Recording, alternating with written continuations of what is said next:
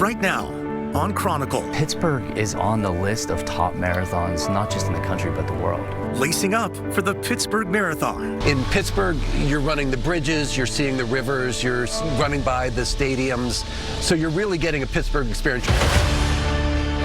A weekend full of events for family and friends. I wanted to do it because it looked really fun, and you get to spend time with teachers and friends. I'd rather do it with my classmates than do it by myself. A moment to run, to overcome challenges. It's a challenging course. It's not the easiest because Pittsburgh's not flat. To support a good cause. Lung cancer in particular, but cancer in general is like running a marathon, and that you're just, always fighting and always fighting. And to celebrate personal victories. My goal is to go across that finish line with no injury.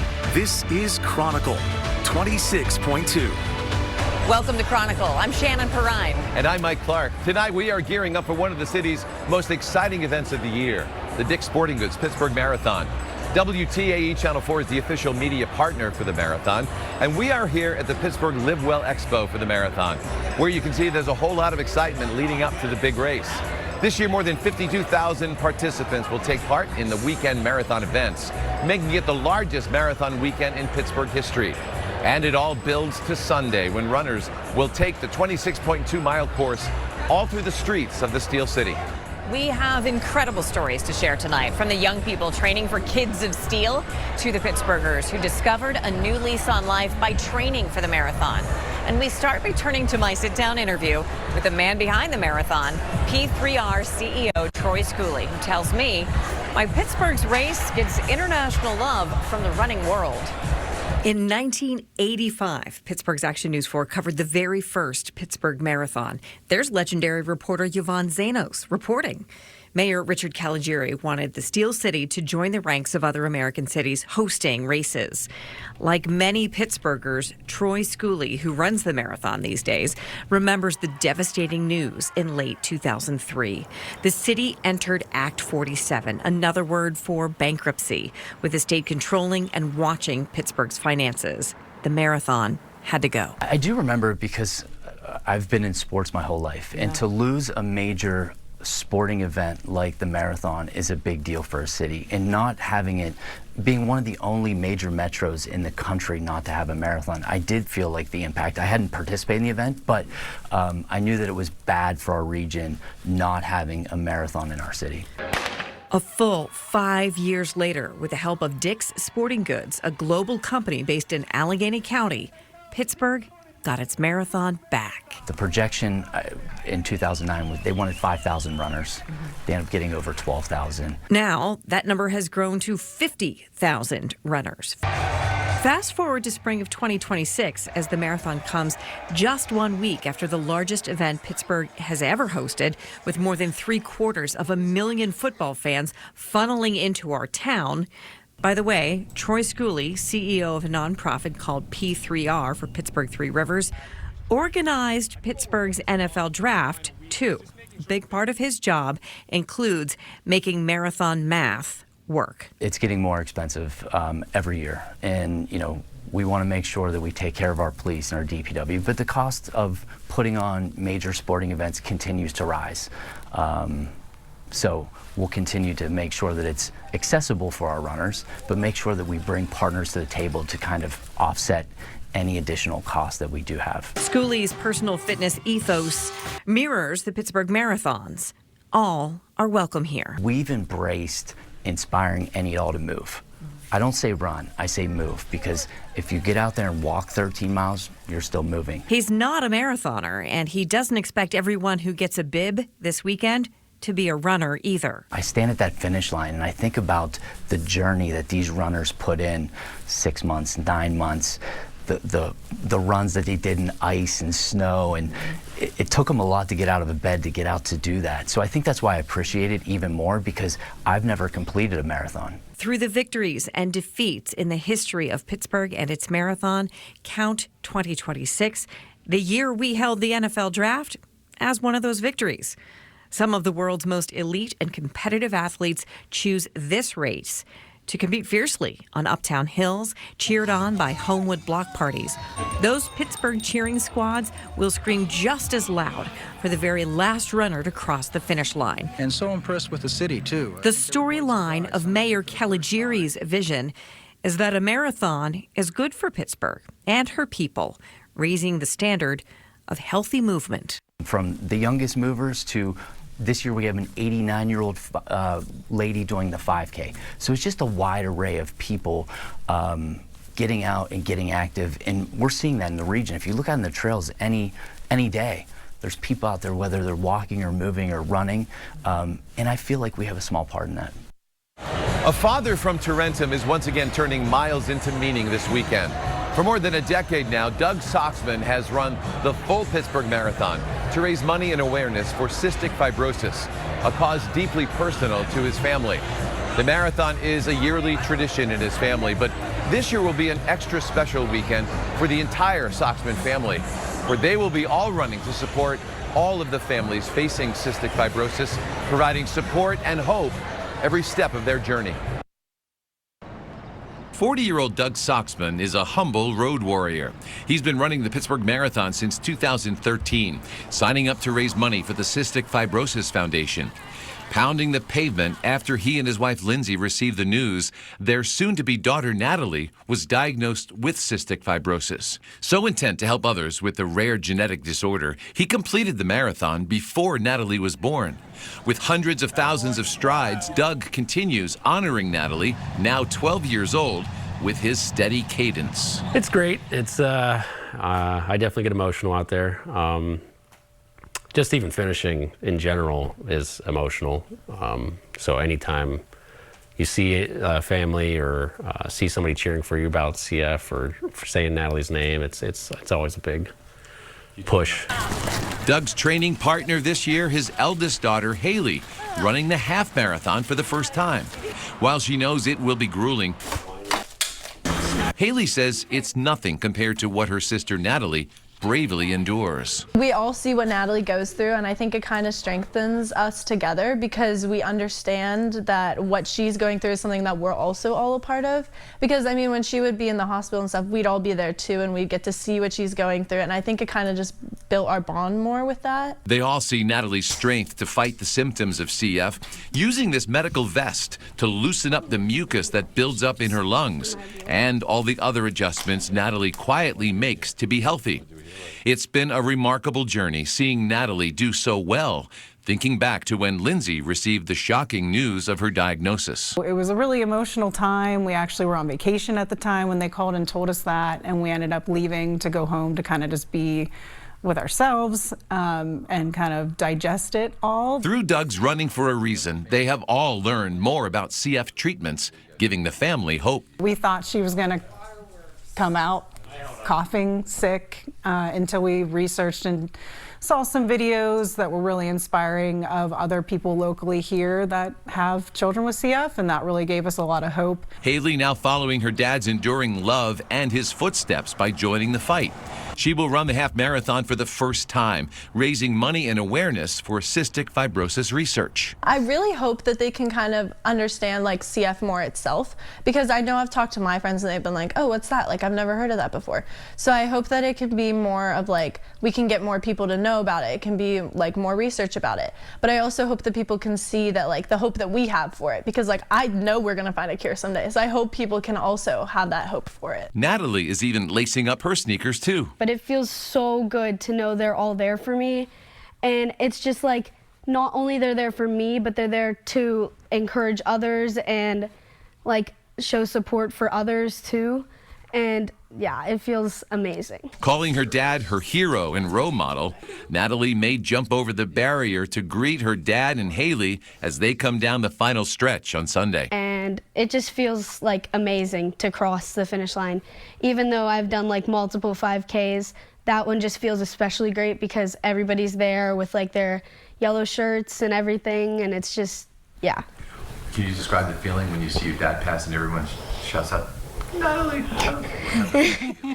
I mean, it feels amazing to just see him cross the finish line, and like he truly is like a role model to me. Natalie is proud to be running the 5K with both of her parents and her little sister Lucy on Saturday before another sensational Socksman Sunday. It feels great to like have like all of the whole family as like a supporter to me and like other people with CF, and like not just like these 5 people here, but like everybody else. Like she was saying, like my grandparents and my aunts and uncles and stuff. It's like, it just feels really great. Their love and dedication keeping Doug on his selfless, purposeful pace with true grit and gratitude. And a lot's changed in 14 years too. So it's come a long way, and that's even another reason that it's so much more critical now. Like we're so close to an end, or like a finish line for CF, that we just need to like keep pushing a little bit more, and this is the reason why we're doing it. Keep it here because there's much more Chronicle ahead, including in Pittsburgh, you're running the bridges, you're seeing the rivers, you're running by the stadiums. So you're really getting a Pittsburgh experience. From Pittsburgh to Iceland, how some runners are experiencing a sister marathon thousands of miles away. Plus, cancer in general is like running a marathon, and that you're just, always fighting and always fighting. Running for a reason. A local man lacing up in honor of his late mother.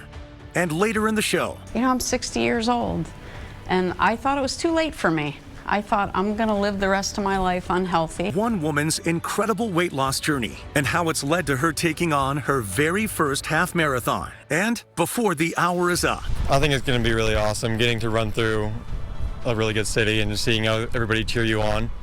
So I think it'll be a good experience for them. The yearly tradition for the whole family. How kids of steel are getting ready for one of Marathon Weekend's most popular events. And before we go to break, you can't have a marathon without a great pair of shoes. This is a look at this year's exclusive marathon running shoe unveiled by Brooks Running and P3R. The design is inspired by steel, strength, and unmistakable colors of Pittsburgh. Chronicle 26.2 continues after this.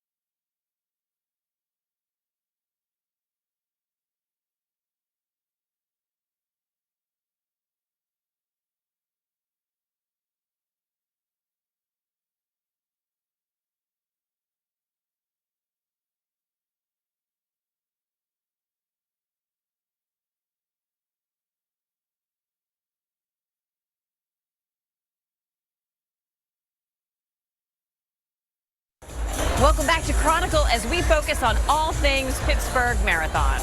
Did you also know that Pittsburgh has a sister marathon? But our sister city is a lot more than 26.2 miles away. It's Reykjavik, Iceland, where their marathon is set to be held on August 22nd. Our Lily Coleman spoke with a man who has been on that course before and is ready to celebrate with runs in both cities. David Heyman has run all over the world. Most of the time, it's routes not far from his home here in Shadyside. But he'll tell you his favorite spots are a bit further away. I'm going to be making my 12th trip to Iceland. What do you love about it? So Iceland is a place like no other. It's got lava fields. I've been a few hundred meters from an active volcano. It's got waterfalls, glaciers, puffins, black sand beaches. It's a place that's just magical. A magical place whose capital city of Reykjavik happens to be more than 2,800 miles from Pittsburgh by air. But P3R, the machine behind the Pittsburgh Marathon, is hoping to bridge that gap by partnering with Iceland's capital city and their annual marathon event. So truly, there is no one better to serve as an ambassador for this new relationship. When I saw that Pittsburgh and Reykjavik were teaming up for their marathons, I got really excited because I've run the Pittsburgh half marathon 4 times. I've run the Reykjavik half marathon 3 times. I thought, who else in Pittsburgh has that experience and can talk about the 2 races? As sister marathons, P3R says the 2 events will work closely, collaborating on destination-driven storytelling, highlighting runners traveling between the 2 cities. And that travel just got a whole lot easier thanks to a nonstop flight now available from Pittsburgh International Airport. Now we have the straight flight with Icelandair, which is like a new opportunity. So no one should miss out on that. It's easy access. So of course, if for new adventures, it opens a lot of doors for everybody. This is Hrefna. She's the race director of the Reykjavik Marathon. She has never been to Pittsburgh, but that changes this week. We had such a big, so tight schedule. So I meant what I said earlier. I think I'm gonna be in my running shoes with a fresh T-shirt and a jacket in the finish line and go straight into the plane after the run. So yeah, my goal is to do the half on Sunday, and I'm really excited. She says the 2 cities are very different, but they do share some similarities. We have kind of this like flat scenic scenario with like mountains and volcanic atmosphere, and you have like the skyline and all the bridges and stuff like that. So yeah, that is totally very different. So it's kind of like there's this sports connection and outdoor activity atmosphere in both cities that kind of connects us as well. And take it from David, who's experienced both races firsthand. Well, it's no secret there is something special about the Pittsburgh running community and the community support. That feeling for him was replicated halfway around the world. You're integrated in the community. Both races start and end in their downtown, so it's just really, you're getting an authentic experience and exposure to both the people and the geography of both cities. Next on Chronicle. It is sort of meditative, too. That's one of the things I really like about running. Running for a reason. The local runner hitting the course in honor of a loved one lost and working to raise money for a good cause. Plus, it's a challenging course. It's not the easiest because Pittsburgh's not flat. The expert weighs in. What the runner-in-chief for a magazine dedicated to runners has to say about the Pittsburgh Marathon. And before we head to break, no hour about the Pittsburgh Marathon is complete without sharing the stories of hand cyclists. Last year, Chronicle spoke with Heidi Stark, a long-distance runner who lost both of her legs due to a hereditary vascular disease, but didn't let that slow her down. I wanted to be active. I learned about hand cycling, and then I was like, I can compete with my family in a race. Just one of many inspiring stories of hand cyclists taking on the marathon course. We're back after this.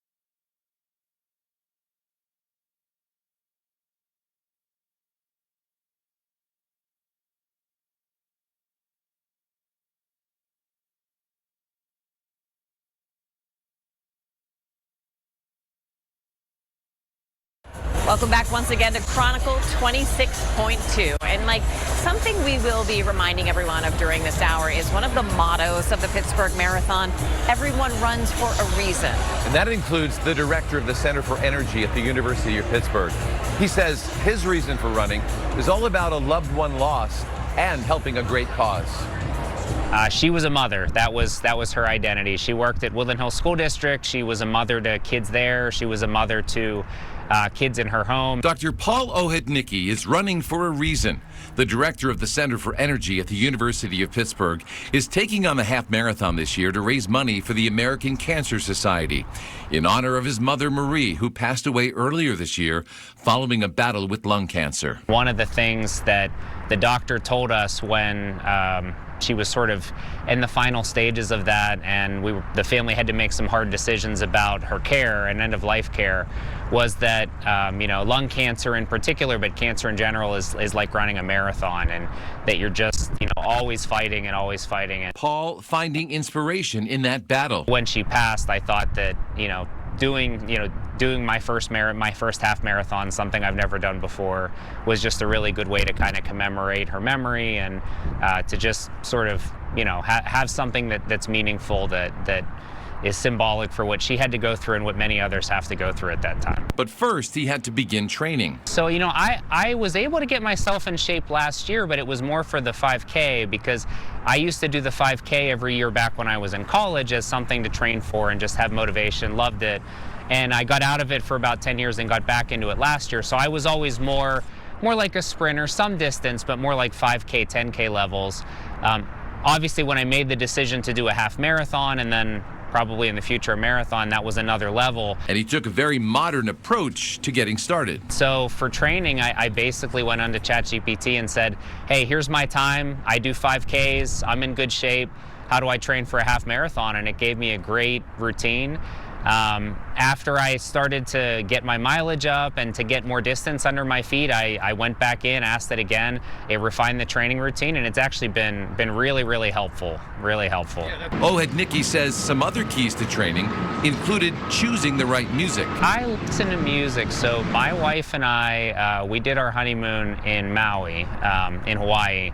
And ever since we got back from there, we like Hawaiian reggae music, and so when I'm running, I play Hawaiian reggae, and it's good for the pacing, upbeat, and it kind of gives you energy, but it also gives a nice pace. And enjoying the changing seasons in Pittsburgh. This was the first year I ran through the winter, so it was different, but I actually really enjoyed it. Some of my favorite runs were snow everywhere and just really, really beautiful run. All while remembering he's running for a reason. It's a great experience for me. It's something new. It's encouraging me to step out of my comfort zone, do something that's healthy, giving back to a cause that is critically important for many, many, many across the country and the world.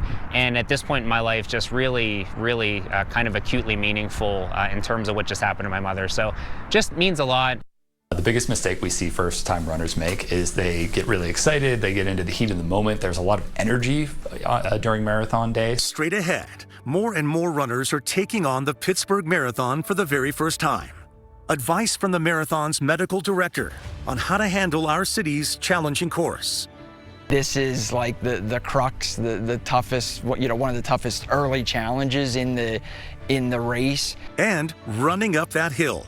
The volunteers helping to make the course a little easier for some of the Pittsburgh Marathon runners.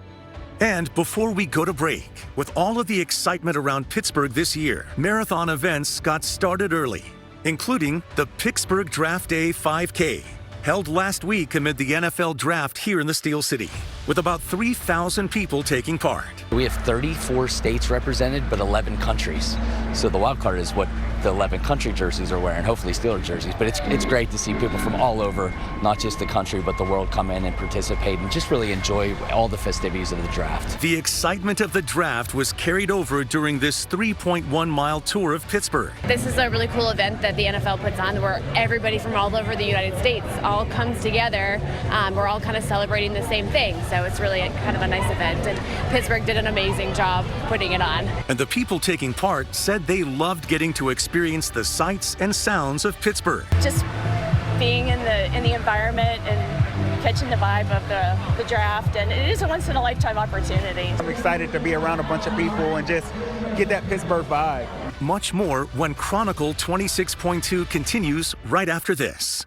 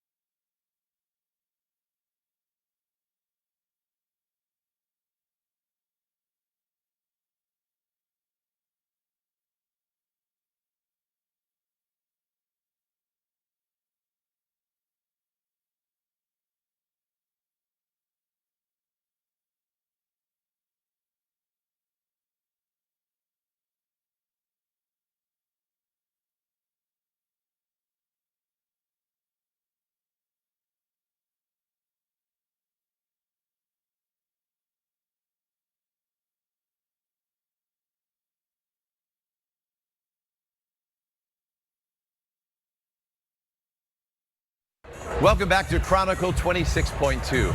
For about half of the runners signed up for Sunday's full Pittsburgh Marathon, this is their first time completing 26.2 miles. That includes you. We went straight to the experts. We have some advice for before, during, and after the marathon. Let's start with before. By that we mean in the next day, before the race. Your training should have begun many months ago. First, I say relax your nerves. Like, it's no matter how many times you run a marathon, it's you get so worked up and you get so nervous about it. Jeff Dengate is the runner-in-chief of Runner's World magazine, which is owned by WTAE's parent company, Hearst. He says, accept the bumps in the road. Know that you're not going to sleep well the night before the race. It's just not going to happen. So focus the night before that. 2 nights out is the one you really kind of want to get a good night's sleep. If you have trouble sleeping, earplugs are a way to go. You're going to, especially if you're staying in a hotel, you might be next to the elevator or a party or whatever. Control what you can control. Try to just relax yourself and understand that not everything's going to go perfectly. Dr. Jeffrey Fleming, UPMC Sports Medicine and Associate Medical Director of the Pittsburgh Marathon, says, remember that training. The biggest thing is try not to change a whole lot of what you've been doing with your normal training routines so far. We don't want you to make any big differences. He says a light jog and dynamic stretching is wise for Saturday.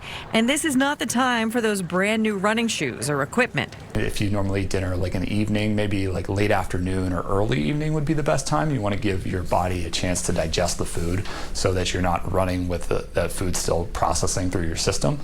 You also want to eat a little bit more carbohydrate than you normally would as part of that meal. That'll help fuel you for the marathon. The night before you run a full marathon is not the time for a permane sandwich or anything fried. Yes, save it for after, for the celebratory meal for sure.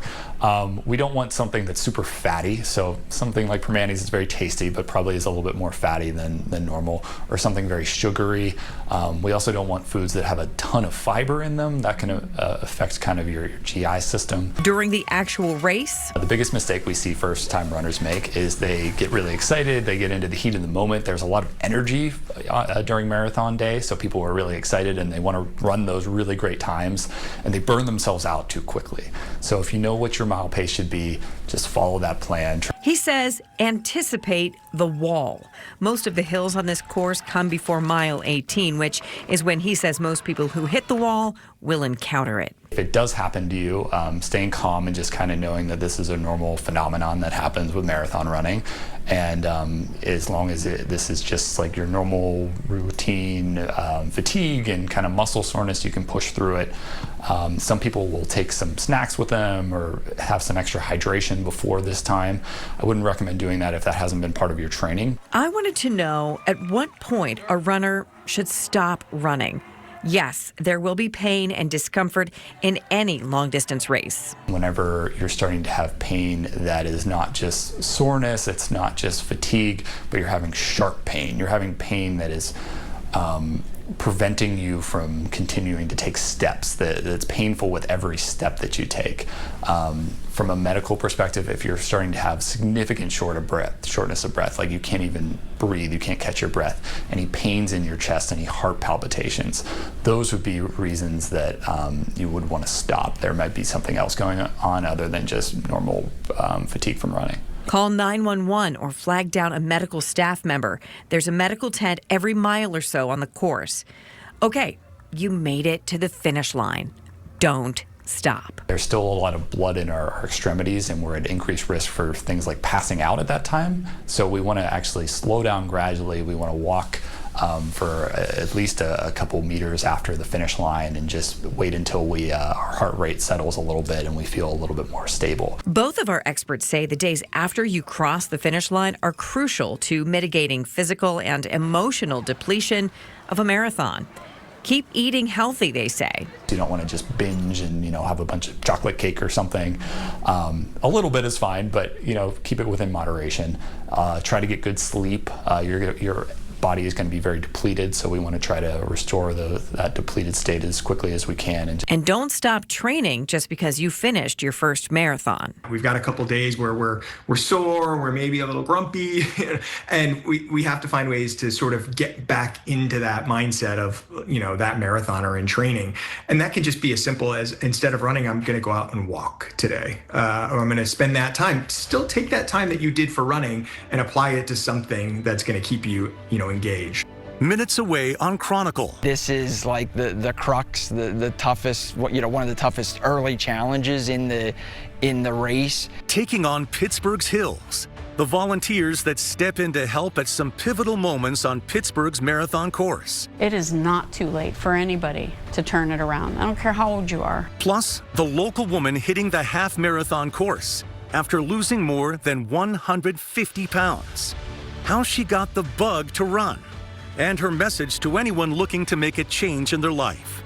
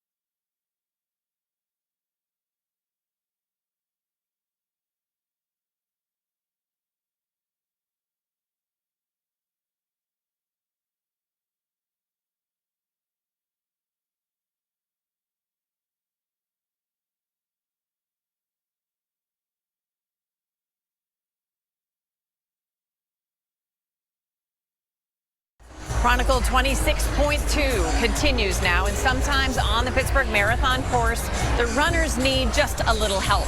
That's right, and our Lily Coleman introduces us to some of the volunteer hill runners that are there to help some of the participants take on the heights and the slopes of some of Pittsburgh's biggest hills.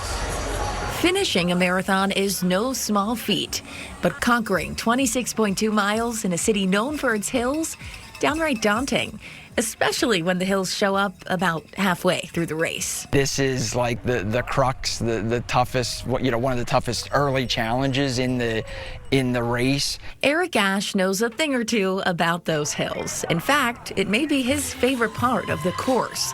That's why he volunteers as a hill runner each and every year. It feels rewarding for us as the hill runners to, we're just at the top of the hill turning around and going back down and getting the next, group of people to help them up the hill. It's a volunteer position, which makes sense when you think about it, as you'd have to be a little crazy to want to hang out on these hills longer than required. Just took somebody up to the top of the hill, I'm coming down, you see somebody that may be struggling, so, may just offer words of encouragement or may just stop in my tracks and just join up with them, seeing like, hey, they need a break. They need somebody to maybe confide in, talk to for a moment to help them get up the hill. P3R says these volunteers are a critical part of the Pittsburgh Marathon, meant to help runners mentally, physically, and even emotionally when they get to the Oakland portion of the course. That's a mile 11, that's like one of the most daunting things ever, and you can't really see the top. That's Eric's daughter, Lily. She's a junior at Elizabeth Forward High School and an avid runner now, but it wasn't always that way. In the beginning of high school, I started running with my dad, and we do a lot of family outdoor activities together, and this just kind of became one of them. Lily grew up watching her dad running and volunteering. About 3 years ago, she decided to join him on the course. It's really cool because I see him helping other people too, which is a really important thing. And as I'm going up or down the hill, you see him, and it's supporting other people like he supports me. Because, as the Ash family knows, support in a sport that can be so mentally taxing can make all of the difference. Kind of feel like it's one of your baby birds leaving the nest. You've kind of helped them up the hill, got them out of the nest, and then kind of set them free. I run all the time now instead of just dreading it. And I actually want to become better and become a better runner, so I do things in my life that will reflect on that. Proof that sometimes helping others across the finish line is the most rewarding medal of all. Next on Chronicle. It is not too late for anybody to turn it around. I don't care how old you are. One Pittsburgh woman's journey to better health. How she lost more than 150 pounds and is now gearing up to run the half marathon. This program is special because anybody can participate and everybody is welcome. And meet the kids of Steel. How they're gearing up to take on this family-friendly Pittsburgh Marathon activity. And the marathon isn't complete without the incredible Pittsburghers coming up to show their support for the runners. The way we do it out here, we set it up as a block party. We get normally between 150 and 200 people come out and volunteer. So many local neighborhoods competing to show who can celebrate the runners best. We'll be seeing many of those folks lining up the streets Sunday morning during the main event. We're back right after this.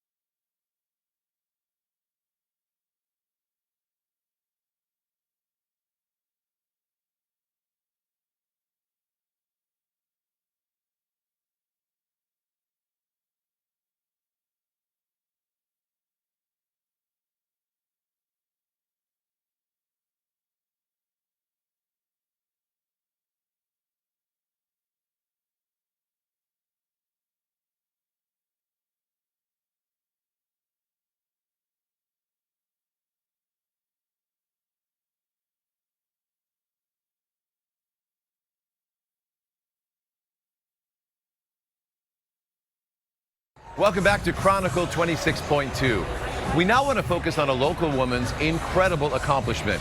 She has lost more than 150 pounds and is now about to take on the half marathon here in Pittsburgh. Tonight, we hear Kathleen Stanley's emotional story in her own words. Kathleen Stanley's remarkable journey is rooted in black and gold. I love running through Pittsburgh. It was really awesome. Proudly and humbly, she showed me all of the race bibs, ribbons, and medals from all of the 5K races she has finished this past year. The first 5K I did was in September. It was the great race, and I didn't even know what my time was. I just wanted to finish. These mementos, a daily reminder of her commitment to health, bringing her joy. The Pittsburgh pavement, her road to wellness. I got the bug, and now I'm addicted. She's addicted to feeling good and has lots of cheerleaders on her team. Kathleen is the founder and executive director of Roots in Faith, a Sharpsburg nonprofit helping people to transform their lives, something she's been doing for 35 years. But she wasn't always moving through the streets of Sharpsburg like this. This is what Kathleen looked like in the fall of 2024. She weighed 300 pounds. So focused on helping others, she neglected her own health. 2 years ago, I was on high blood pressure medication. I was on medication for cholesterol. I was insulin resistant. And I was taking Prilosec in the morning, Nexium at night, and eating Tums all day long. I had a hiatal hernia. I had the beginnings of cancer cells in my throat. I was on a sleep apnea machine. She developed cardiac issues and suffered from chronic fatigue. I was in pain every day. If you'd asked me, how often are you in pain? I could probably answer better by saying how often I'm not, which is almost never. And that's all gone. It's all gone because on October 22nd of 2024, she began her transformation, committed to walking or running 5 miles a day and eating non-processed foods. Her coworkers and the people she serves all have supported her in her challenges this past year, encouraging Kathleen. One of the ladies in our group said to me, Kathleen, you have helped me change my life. Why can't you do this?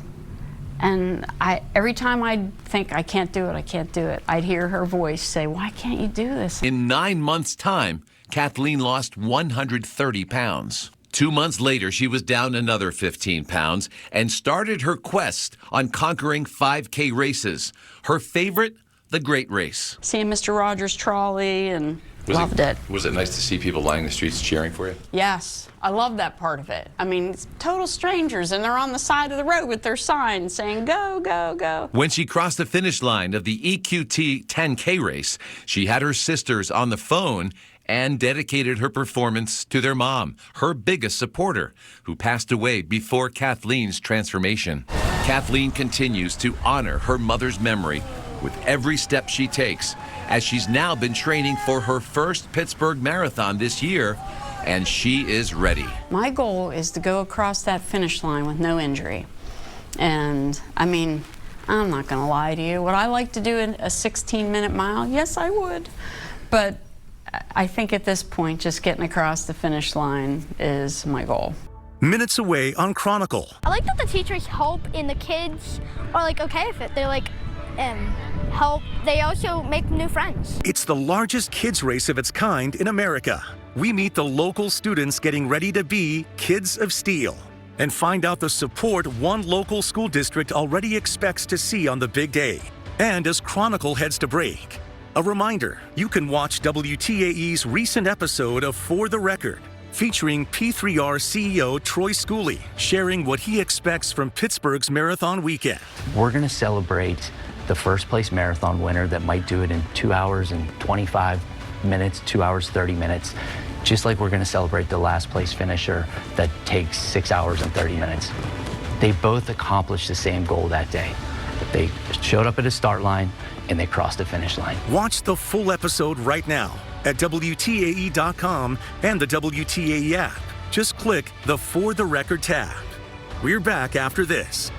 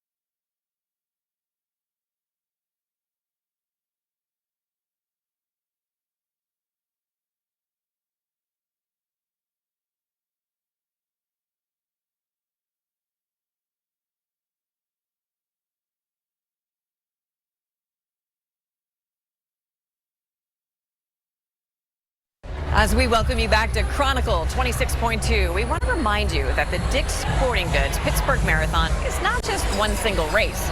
It's a weekend full of events. That's right. It's spectacular. One of those events is Saturday morning's Kids Marathon, the largest youth running event of its kind in the country. Tonight, we introduce you to some of the Kids of Steel taking part in the race.